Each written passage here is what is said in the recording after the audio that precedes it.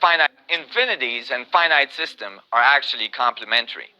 If we take the boundary of a circle and we define that as our finite space, now that circle could be a sphere, and we divide that circle so that a triangle is formed in it, an equilateral triangle in this case. Now the universe is polarized. Everything in the universe seems to spin, so spin produces polarity, so we would have a reverse triangle at the same time.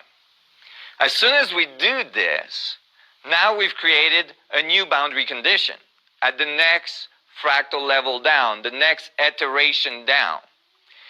Now notice that these new boundaries all are centered around a very specific center. That is, each of the boundary defines a very specific structure in space-time, a very specific coordinate in space-time.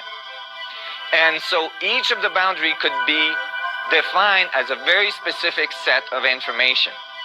Now I can continue to divide the space to produce new boundary conditions. Now I've got another iteration down and another set of information. Now I can continue to do this and create new boundaries again.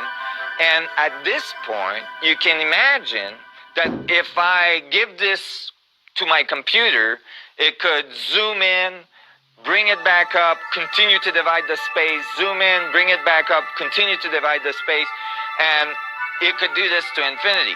However, I would never, ever, ever, ever exceed that first boundary I've produced for myself.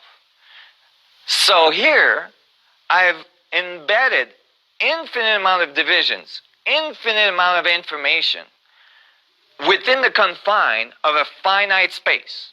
So in very simple terms here, I've shown to you that infinities and finite structures are complementary.